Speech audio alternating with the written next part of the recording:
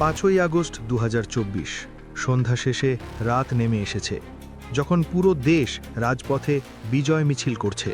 শেখ হাসিনার পতনে সাধারণ মানুষ ফেলছে মুক্তির নিঃশ্বাস। ঠিক সেই মুহূর্তেই ঢাকার মতিঝিলে ঘটছিল এক অবিশ্বাস্য ঘটনা। আপনি কি জানেন, যখন বিপ্লবীরা গণভবন আর সংসদ ভবন নিয়ন্ত্রণে নিতে ব্যস্ত, তখন একদল সশস্ত্র লোক মরিয়া হয়ে ইসলামী ব্যাংকের প্রধান কার্যালয়ে হানা দিয়েছিল? কেন সেই রাতে স্লোগান উঠেছিল, এই ব্যাংক আমাদের? প্রিয় দর্শক, বিপ্লব মানে কি কেবল এক স্বৈরাচারের বিদায় আর অন্য এক দখলদারের আগমন?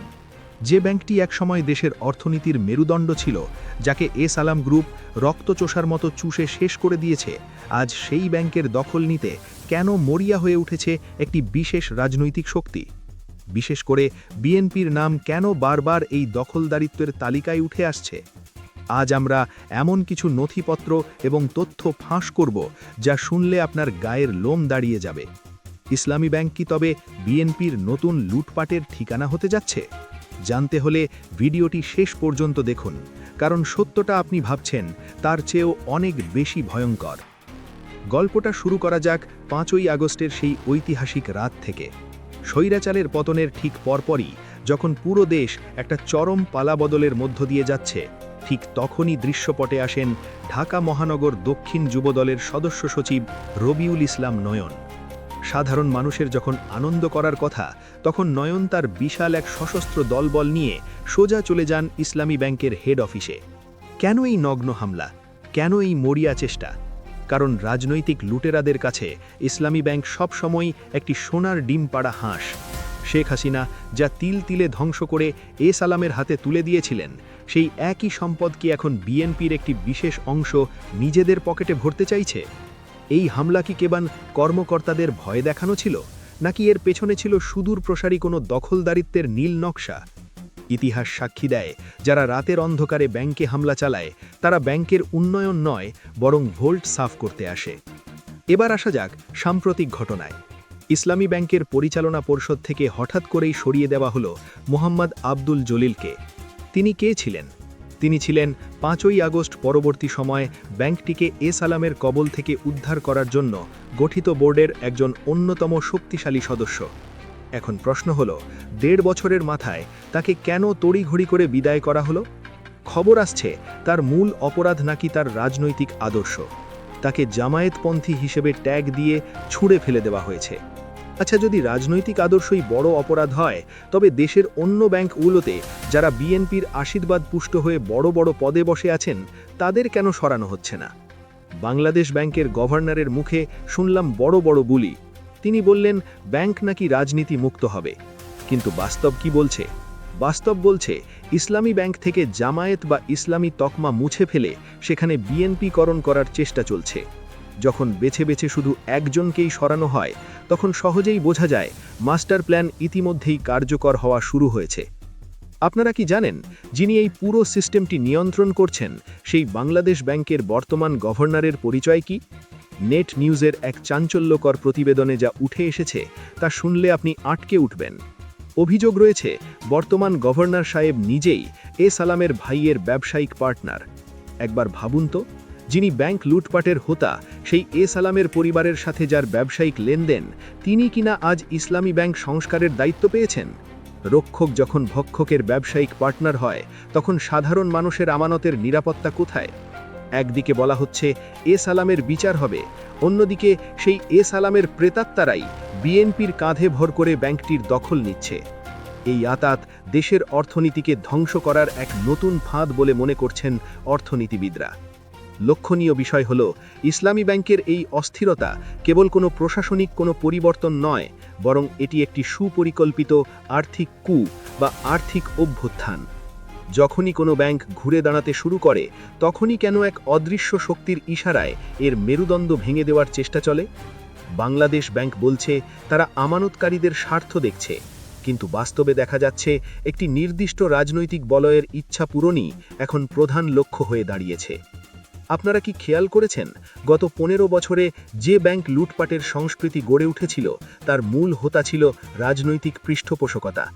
আজ নতুন বাংলাদেশে যখন আমরা স্বচ্ছতার কথা বলছি, তখন কেন পর্দার আড়ালে বসে থাকা প্রভাবশালীরা কর্মকর্তাদের ওপর চাপ সৃষ্টি করছেন? সূত্র বলছে, আব্দুল জলিলকে সরানোর পেছনে মূল কারণ ছিল তার আপোষহীন অবস্থান।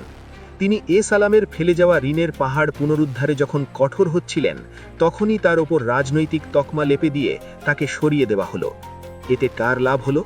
লাভ হলো সেই সব খেলাপিদের যারা এখন বিএনপির এক শ্রেণীর নেতার ছত্রছায়ায় নিজেদের আড়াল করার সুযোগ পাচ্ছে।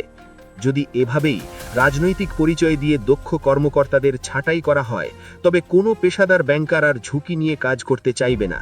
ফলে ব্যাংকটি আবারও সেই দেউলিয়া হওয়ার পথেই ধাবিত হবে। এটি কি তবে ব্যাংকটিকে ধ্বংস করে পানির দরে লুটে নেওয়ার কোনো সুদূরপ্রসারী ষড়যন্ত্র?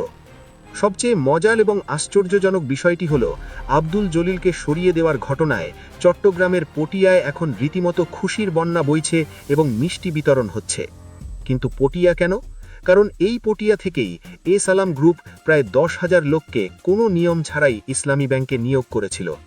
বিপ্লবের পর যখন ডক্টর ইউনূসের সরকার এই অবৈধ নিয়োগপ্রাপ্তদের ছাঁটাই করা শুরু করল, তখন তারা গর্তে লুকিয়েছিল। কিন্তু এখন বিএনপির এক শ্রেণীর ছত্রছায়ায় তারা আবার বুক ফুলিয়ে বের হয়ে আসছে। তারা খুব ভালো করেই বুঝতে পারছে, সিস্টেমের ভেতরে তাদের পুরনো আপনজনেরা আবার সক্রিয় হয়ে উঠেছে। জলিল সাহেবদের মতো সৎ কর্মকর্তাদের বিদায় মানেই হলো লুটেরাদের আবার ফিরে আসার সবুজ সংকেত। ইসলামী ব্যাংক কিন্তু কেবল একটি ব্যাংক নয়, এটি একটি প্রতিষ্ঠান যা তিল তিলে গড়ে তুলেছিল লাখো সাধারণ মানুষ। শহীদ মীর কাসেম আলীর মতো মানুষদের ঘাম আর পরিশ্রমে গড়া এই সম্পদকে শেখ হাসিনা 2013 সালে রাজনৈতিক প্রতিহিংসার কারণে জামায়াতের হাত থেকে কেড়ে নিয়েছিলেন। ফল কি হয়েছিল? সালাম গ্রুপ ব্যাংকটিকে আস্ত গিলে খেয়ে হাজার হাজার কোটি টাকা বিদেশে পাচার করে দিয়েছে। আজ যখন সেই সম্পদ উদ্ধারের সময় এসেছে, তখন কেন বিএনপি এবং জামায়াত মুখোমুখি? জামায়াত কি পারবে তাদের তিল তিলে গড়া এই প্রতিষ্ঠান রক্ষা করতে? নাকি বিএনপির ভেতরের একদল সুবিধাবাদী নেতা সালামের স্টাইল অনুসরণ করে নতুন করে লুটপাটের রাজত্ব কায়েম করবে? মনে রাখবেন, লুটপাটের কোনো দল নেই। সালাম যে কাজটা শেখ হাসিনার হয়ে করেছেন, এখন যদি সেই একই কাজ কেউ বিএনপির হয়ে করতে চায়, তাহলে তা হবে দেশের সাথে চরম বেইমানি। প্রিয় দর্শক, ব্যাংক যখন রাজনীতি আর দখলদারিত্বের শিকার হয়, তখন শেষ পর্যন্ত ভোগান্তি কার হয়? আপনার এবং আমার মতো সাধারণ গ্রাহকের। আজ ইসলামী ব্যাংক দখল নিয়ে যে খেলা চলছে, তা যদি সফল হয়, তাহলে দেশের ব্যাংকিং খাতের ওপর মানুষের আর কোনো ভরসা থাকবে না। আমরা কি এই দিন দেখার জন্য বিপ্লব করেছিলাম? আমরা কি শেখ হাসিনাকে সরিয়েছি যাতে অন্য কেউ এসে ব্যাংক দখল করতে পারে? বিএনপির হাইকমান্ডকে আজ উত্তর দিতে হবে, কেন তাদের দলের নাম বারবার এই সব দখলদারিত্বের সাথে জোড়ানো হচ্ছে? কেন যুবদল নেতারা সশস্ত্র অবস্থায় ব্যাংকের দরজায় যায়? যদি তারা এখনই এই সব সুবিধাবাদীদের লাগাম টেনে না ধরে, তাহলে তারা কিন্তু সাধারণ মানুষের কাঠগড়ায় দাঁড়াতে বাধ্য হবে। সবচেয়ে বড় কথা হচ্ছে, নতুন বাংলাদেশে দখলদারিত্বের কোনো জায়গা নেই, হোক সে আওয়ামী লীগ কিংবা বিএনপি। ইসলামী ব্যাংককে নিয়ে যে গভীর ষড়যন্ত্রের জাল বিছানো হয়েছে, তা ছিঁড়ে ফেলার সময় এখনই। দর্শক, আপনি কি মনে করেন, ইসলামী ব্যাংক নিয়ে বিএনপি যা শুরু করেছে, এর ফল কি ভালো হবে, নাকি বিএনপি সরকারের বিদায় ঘণ্ট বাজিয়ে দেবে এই লুটোরাজ? আপনার কি মনে হয়, রাজনৈতিক পরিচয় দিয়ে কর্মকর্তাদের সরানো কি সঠিক দিকসন্ধান? আপনার মূল্যবান মতামত কমেন্টে অবশ্যই জানান। সত্যটা সবার কাছে পৌঁছে দিতে ভিডিওটি লাইক এবং শেয়ার করুন। জুলাই বিপ্লবে হাজারো তরুণ কোনো রাজনৈতিক দলকে লুটপাটের সুযোগ করে দিতে জীবন দেয়নি। ব্যাংক লুটেরাদের রুখতে তাই এখনই আমাদের সোচ্চার হতে হবে।